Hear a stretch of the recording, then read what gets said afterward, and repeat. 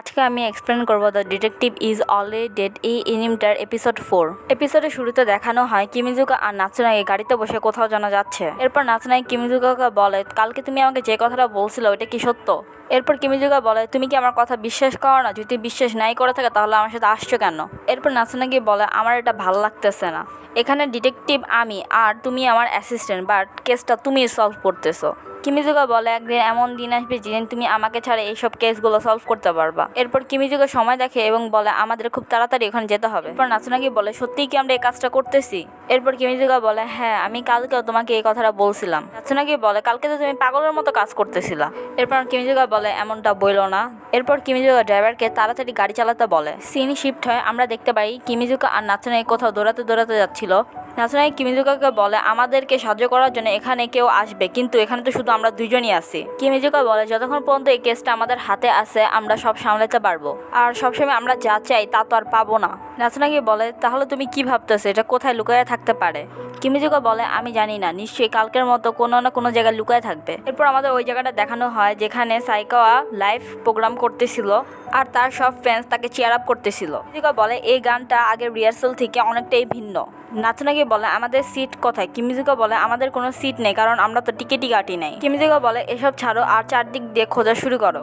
Scene shift হয়, সাইকার ঘরের দৃশ্য দেখানো হয় যেখানে কিছু পুলিশ যাইতেছিল। কিমিজুকা আর নাতসুনাগি হলরুমের সামনে দাঁড়ায় ছিল। এরপর নাতসুনাগি কিমিজুকাকে জিজ্ঞেস করে এর পরের গান সে কোনটা গাবে। কিমিজুকা বলে, এর পরের গান হচ্ছে 8-1। এরপর মনে মনে কিমিজুকা বলে, 8-1 শুরু হয়ে গেছে, আমাদের তাড়াতাড়ি ওটাকে খুঁজতে হবে। স্ক্রিনে লেখা ওঠে এর পরের গান 8-1 না, সাফারি প্যান্ডম, যা দেখে কিমিজুকা আর নাতসুনাগি অনেক বেশি অবাক হয়ে যায়। এরপর কিমিজুকা আর নাতসুনাগি চারদিকে তাদের টার্গেটকে খুঁজতেছে। কিমিজুকা মনে মনে বলে, এখন আমাদের কি করা উচিত? আমাদের কাছে অনেক অল্প সময় আছে, আমরা এত অল্প সময়ের মধ্যে পুরো জায়গা সার্চ করতে পারবো না। এখানে এত শব্দ যে আমি ওকে খুঁজতে পারতেছি না, ওর আওয়াজগুলো শুনতে পারতেছি না, আমি ওকে ট্রেস করতে পারতেছি না। আমার এখন ব্রেন কাজ করা পুরো অফ হয়ে গেছে। ও তো কোনো মানুষের 100 মিটার দূর থেকে হার্টবিট পর্যন্ত শুনতে পায়। এরপর কিমিজুকা চিল্লায় বলে, এটা আমি, তুমি কি আমার কথা শুনতে পেতেছো? আমাদের টার্গেট কোথায়? কিমিজুকার কাছে একটা মেসেজ আসে যেখানে লেখা ছিল লেভেল 2 মিডল ফ্লোর। কিমিজুকা সেদিকে তাকে একটা লোকের হাতে স্নাইপার দেখে যে কিনা সাইকাওয়ার দিকে তাক করে রেখেছিল।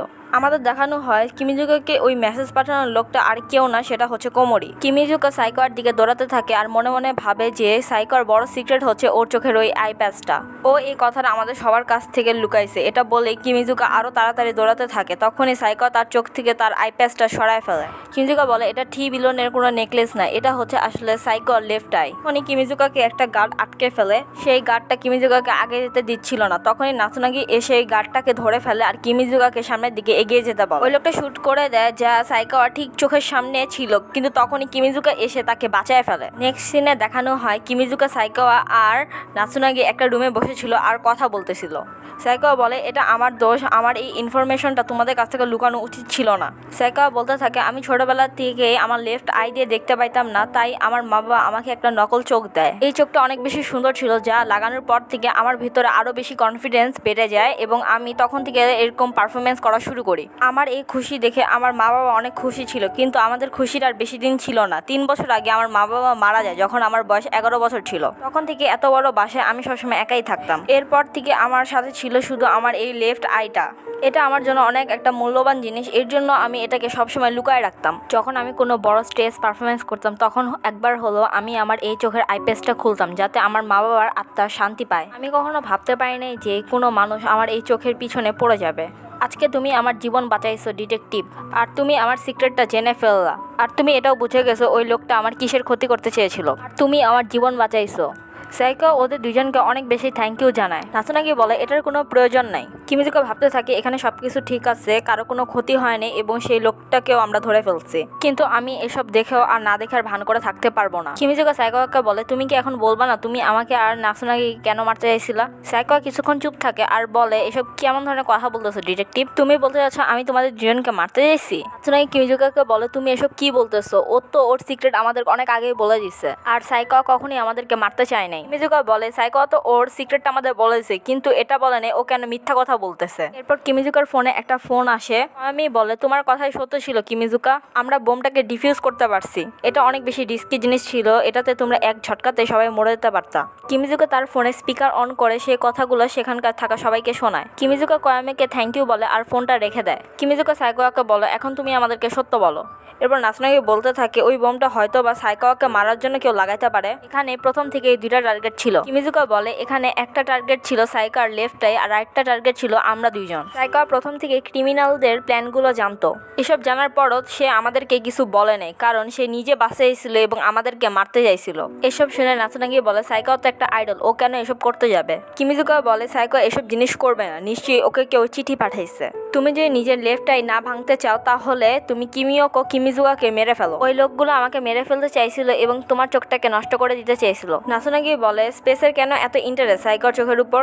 কিমিওকো নাচনাকিকে বলে সাইকোয়া কোনো নর্মাল মানুষ না, আমি তোমাকে সেদিন যে লোকটার সাথে দেখা করেছিলাম সেই লোকটার মতো সাইকোয়া। এরপর নাচনাকি কোমরের কথা মনে পড়ে। কিমিজুকা বলে সাইকোয়ার চোখ কোনো নকল চোখ নয়, এটা একটা আর্টিফিশিয়াল চোখ। এই চোখটা বাহির ও ভিতরে সবকিছু দেখতে পায়। কিমিজুকা সাইকোয়াকে বলে কখনোই একটা আইডলকে আন্ডার এস্টিমেট করতে হয় না, কে জানে তার একটা হাসির পিছনে কি লুকিয়ে আছে। কিমিজুকা তখনই সাইকোয়ার উপর একটা গান পয়েন্ট করে, সাইকোয়া তার উপর একটা গান পয়েন্ট করে। সাইকোয়া বলে আমি কখনোই তোমাদেরকে এই চোখটা দিব না। কিমিজুকা বলে তাহলে ওই লোকগুলো তোমাকে বলছে আমরা তোমার এই লেফট আইটা নিতে চাই, তাই তুমি আমাদেরকে তোমার জালে ফাঁসাইছো তাই না। সাইকোয়া বলে তুমি এসব কথা কিভাবে জানো। কিমিজুকা সাইকোয়াকে বলে যখন একটা ব্যক্তি একটা চোখ হারায় ফেলে তখন সে তার 20% জিনিস দেখতে পায় না, কিন্তু তুমি যখন আইপিএস পড়েছিলে তারপরও তোমার দেখতে কোনো সমস্যা হয় নাই। সাইকোয়া বলে ও আমি এখন বুঝা গেছি, তুমি আমাকে প্রথম থেকে ট্রাস্ট করতেছিল না তাই না। কিমিজুকা বলে তুমি কি ভাবছো আমি তোমার অনেক বড় ফ্যান হয়ে গেছি।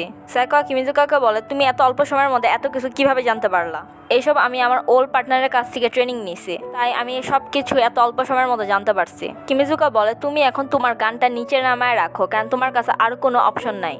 সাইকোয়া বলে না কখনোই না। কিমিজুকা বলে তুমি কি এখনো এসব কথা রিয়েলাইজ করতে পারতেছো না। যখন ওই লোকটা তোমার উপর দিয়ে স্নাইপার দিয়ে অ্যাটাক করতে চাইছিল তখন তারপরও কি তুমি তাদেরকে সাপোর্ট করবা। কিমিজুকা বলে আমরা তোমার আসল এনিমি না। কিমিজুকা সাইকোয়াকে বলে তুমি যদি আমাদেরকে এখন মেরেও ফেলো তারপরও ওই লোকগুলো তোমার লেফট আইকে নিয়ে নিবে। যখনই সে গুলিটা ফায়ার করতে নিবে তখনই সে থেমে যায় এবং বলে আমি জানি তোমরা আমার আসল শত্রু না। নাকি কিমিজুকাকে বলে আমি আমার লেফট আইটাকে কাউকে দিতে চাই না, আমার মা বাবা আগেই চলে গেছে, এখন যদি আমার এই লেফট আইটাও চলে যায় তাহলে আমি কিভাবে থাকবো। আমার তো সেই আগের মতো একটা রুমের মধ্যে বন্দি থাকতে হবে। কিমিজুকা মনে মনে ভাবে আমি এখন কি করব, এই মেয়েটা তো এখনো ছোট বাচ্চা।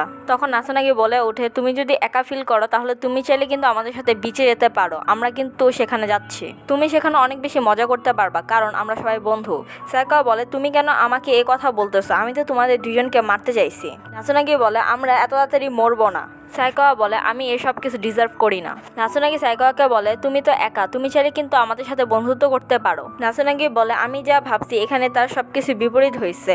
এরপর কিমিজুকা সাইকোয়া থেকে তার হাত থেকে গানটা নিয়ে নেয়। কিমিজুকা সাইকোয়াকে বলে যেসব লোক তোমাকে টার্গেট করতেছে ওইসব লোক আমাকেও টার্গেট করতেছে, তাহলে আমাদের দুজনে এক হয়ে যাওয়া উচিত যাতে আমাদের কেউ না হারাতে পারে। সাইকোয়া বলে তোমরা কি সত্যি আমার হেল্প করবা। কিমিজুকা বলে হ্যাঁ, তুমি চাইলে আমাদের সাথে মিলে যেতে পারো। সাইকোয়া হাসে এবং তাদের সাথে রাজি হয়ে যায়। একটা মেয়ে একটা নিউজ দেখতে পায় যেখানে স্কুল পড়ুয়া একটা ছেলে একটা আইডলের জীবন বাঁচাইছে। ওই মেয়েটার হাতে আমরা একটা নেকলেস দেখতে পাই যেখানে তার এবং শিয়াস্তার ছবি ছিল। সিন শিফট হয়, কিমিজুকা ওই মেয়েটাকে একটা বোর্ডে দেখানো হয়। ওই মেয়েটা শিয়াস্তাকে মম বলে আর বলে তুমি কেন এই ছেলেটাকে তোমার অ্যাসিস্ট্যান্ট বানাইছিলা।